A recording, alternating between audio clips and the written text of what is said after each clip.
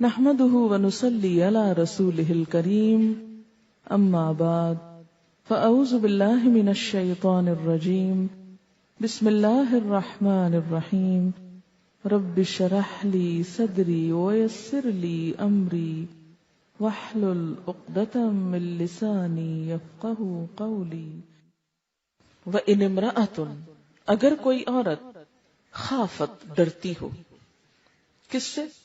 من بالہا اپنے شوہر سے، اپنے شوہر کے بارے میں ڈرتی ہو اس کی دو باتوں سے، نشوزن سرکشی سے، بدسلوکی سے، مثلا مار کٹائی کرتا ہے، بد اخلاقی برتتا ہے، زیادتی کرتا ہے، چھوٹی چھوٹی بات پر بہت غصہ کرتا ہے، او اعراضن یا بے رخی کرتا ہے، روٹھ جاتا ہے، چھوٹی چھوٹی بات پہ بولنا چھوڑ دیتا ہے۔ اب عورت کیا کرے؟ کب تک نبھائے؟ کب تک ڈانٹ کھائے؟ کب تک بے رخی برداشت کرے؟ کہاں جائے؟ ایسی عورت کو کیا کرنا چاہیے؟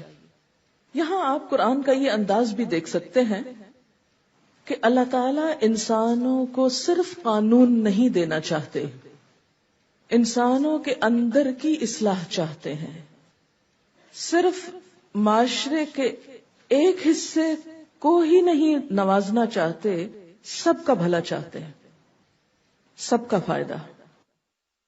اور معاشرے کے کمزور طبقات کے حقوق دیے بغیر عورتوں کو بھی ان کا حق صحیح طور پر نہیں دیا جا سکتا، کیونکہ معاشرے کے مختلف افراد ایک دوسرے سے جڑے ہوئے ہوتے ہیں، ایک دوسرے سے ملے ہوئے ہوتے ہیں۔ بالکل ایسے ہی انسانی معاشرے کو جیسے ایک جسم سے تعبیر کیا گیا۔ اب آپ یہ کہیں کہ میں اپنے سر کا تو حق روز دوں گی لیکن اپنے پاؤں کا نہیں دوں گی، یا دائیں ہاتھ کا تو دوں گی اور بائیں کا نہیں دوں گی، تو ایسے میں کچھ بھی اصلاح نہیں ہو سکتی۔ جب آپ اپنی بھلائی چاہتے ہیں تو ہیڈ ٹو ٹو پورے جسم کی بھلائی آپ کو سوچنی ہوگی۔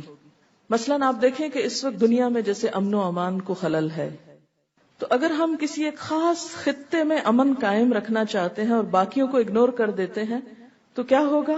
امن قائم نہیں ہو سکتا۔ اسی طرح اگر ہم معاشرے کے کچھ افراد کو تو حق دینا چاہتے ہیں اور باقیوں کو چھوڑ دینا چاہتے ہیں تو ایسا معاشرہ کبھی بھی پرامن نہیں ہو سکتا۔ ایک خاندان کے اندر ایک شخص کو تو حق مل رہا ہے اور دوسرا محروم ہے تو اس خاندان میں کبھی خوشیاں نہیں ہو سکتی۔ کسی بھی کپل میں اگر صرف مرد کو حقوق مل رہے ہیں اور عورت محروم ہے تو ان دونوں کے آپس کے تعلقات درست نہیں ہو سکتے۔ اس میں ہوتا ہے کہ عموماً جو طاقتور ہے وہ تو اپنا حق چھین کے بھی لے جاتا ہے، لیکن کمزور کو دلوایا جاتا ہے۔ اور اگر ہم بطور عام قرآن کا مطالعہ کریں تو یہ بات سامنے آتی ہے کہ کمزوروں کے حقوق کا خاص طور پر لحاظ رکھنے کا حکم ہے۔ آپ صلی اللہ علیہ وسلم اپنی وفات سے قبل جو آخری باتیں فرما رہے تھے ان میں سے ایک تلقین کیا تھی کہ عورتوں اور غلاموں کے بارے میں خاص طور پر اللہ سے ڈرنا۔ کیا آپ کو اندیشہ تھا کہ ان کے حقوق مارے جائیں گے، کہ معاشرے کا ایک کمزور حصہ ہے؟ انسانی معاشرے میں کبھی حالات ایک جیسے نہیں رہتے۔ شوہر اور بیوی کا تعلق بھی اسی طرح اونچ نیچ کا شکار ہوتا رہتا ہے۔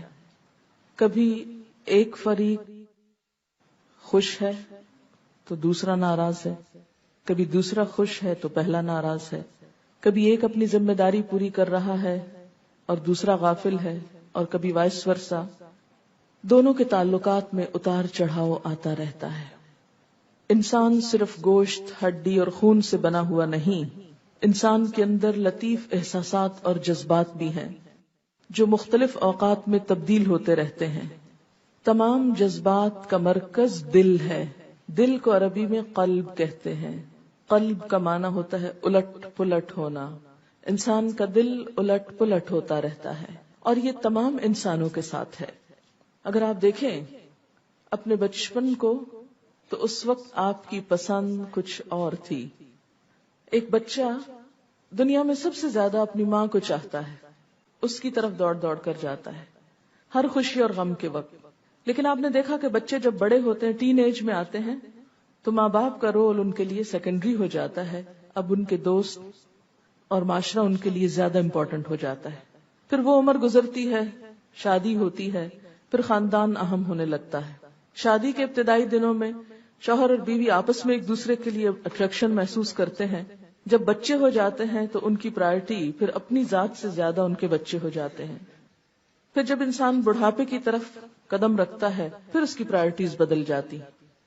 زندگی کے مختلف حصوں میں انسان کی سوچ بدلتی رہتی ہے.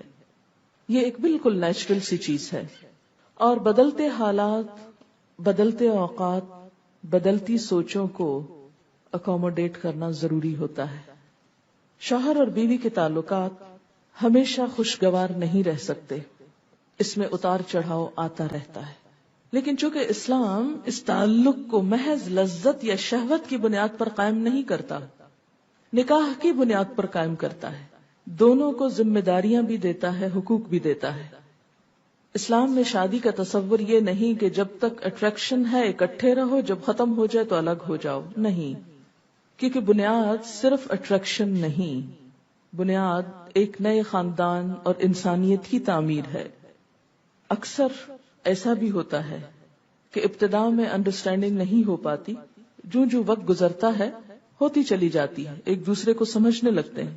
اس لیے شوہر اور بیوی کے درمیان جب اختلافات ہوں، تلخ دن آئیں، تو حل یہ نہیں بتایا گیا کہ دونوں ایک دوسرے کو چھوڑ جائیں، ایک دوسرے کو کاٹ دیں، ایک دوسرے سے الگ ہو جائیں. نہیں، بلکہ سخت سے سخت مرحلوں پر بھی ایک دوسرے کو سمجھنے کی کوشش کریں. پیچھے سورۃ النساء میں آپ پڑھ چکے ہیں کہ واللاتی تخافون نشوزہن، وہ عورتیں جن کی سرکشی کا تمہیں خوف ہو. تو یہ نہیں کہا کہ ان کو کاٹ کے پھینک دو، طلاق دے کے کک آؤٹ کر دو، گھر سے نکال دو. نہیں، کیا فرمایا؟ فعظوہن، انہیں سمجھاؤ. اور بعض کون سی نصیحت ہوتی ہے؟ جو دل میں اتر جائے پوری خیر خواہی کے ساتھ. نہ سمجھے تو کیا کرو؟ ان کو اگنور کرو، بے رخی تھوڑی اختیار کرو، شاید اب پلٹ آئیں، اصلاح ہو جائے. اسی طرح یہاں اب یہ بتایا گیا کہ اگر ایک عورت اپنے شوہر کی بے رخی سے، بدسلوکی سے ڈرتی ہو تو وہ کیا کرے؟ کیا وہ بھی گھر چھوڑ کے چلی جائے، معصوم بچوں کو چھوڑ دے، اپنا حق لیتے لیتے دوسرے لوگوں کے حقوق ختم کر دے؟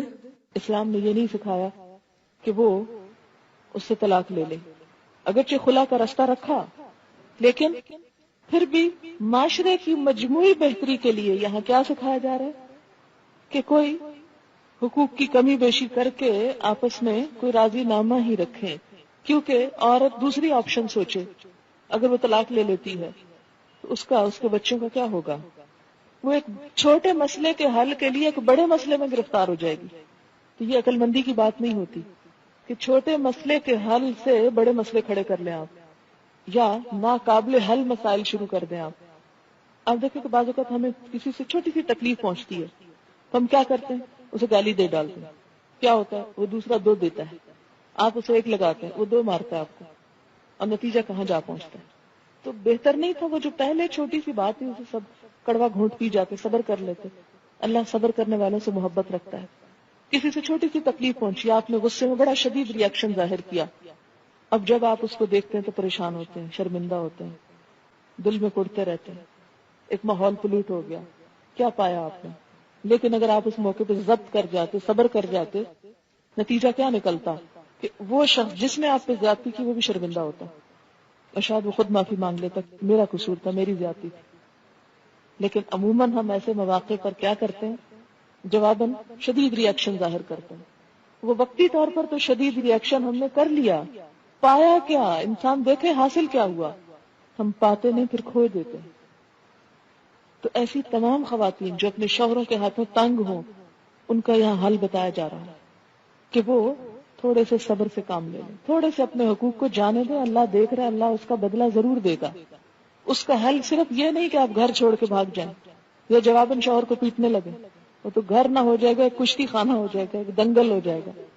دنگل بنانا چاہو تو بنائیں. اسی لیے وہ جو پہلے بھی میں نے بات کی تھی کہ مرد مار سکتا تو عورت کیوں نہیں مار سکتی؟ عورت کو اللہ نے مارنے سے روک کر اس دنگل کو ختم کیا، ورنہ باکسنگ شروع ہو جاتی گھر میں تو گھر گھر نہ رہتا۔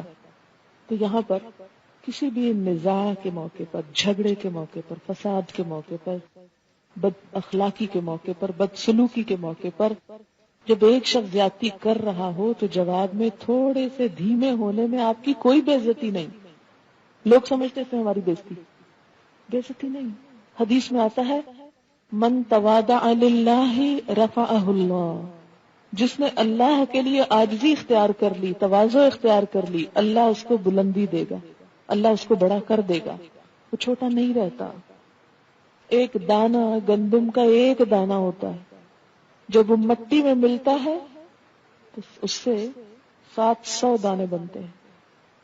اگر وہ اکڑا رہے اور کہ میں مٹی میں نہیں جاتا، میری اس میں ذلت ہے، میں شیشے کی بوتل میں رہنا چاہتا ہوں، 100 سال بھی شیشے کی بوتل میں رہے تو کھایا جائے گا اندر سے، اوپر سے خالی خول کھڑا رہے گا، اندر سے کھا لیا جائے گا، اور اس سے 700 کبھی نہیں بنیں گے۔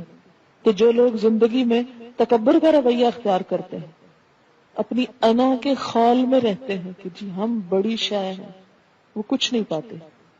تھوڑا جھک جانا، تھوڑا عاجزی اختیار کرنا۔ اور آپ نے دیکھا ہوگا کہ ہر دور میں معاشرے کے اندر یہ مسئلہ باقی رہا ہے، بہت سی عورتوں کو ایسے حالات سے سابقہ پیش آتا ہے کیونکہ مرد کی فطرت میں اللہ تعالیٰ نے قدرتی طور پر ایک اپر ہینڈ رکھ دیا، ایک برتری کا احساس رکھ دیا۔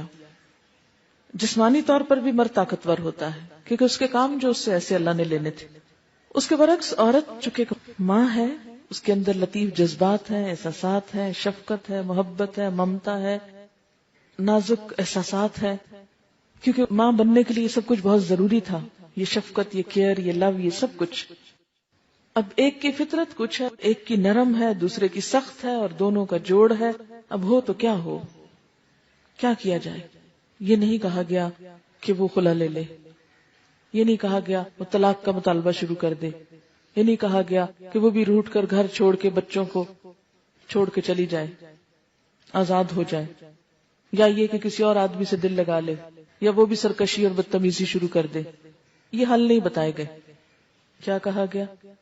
فلا جناح علیہما، تو کوئی گناہ نہیں ان دونوں پر، دونوں کو سمجھایا گیا ان یصلحا بینہما، کہ آپس میں صلح کر لیں۔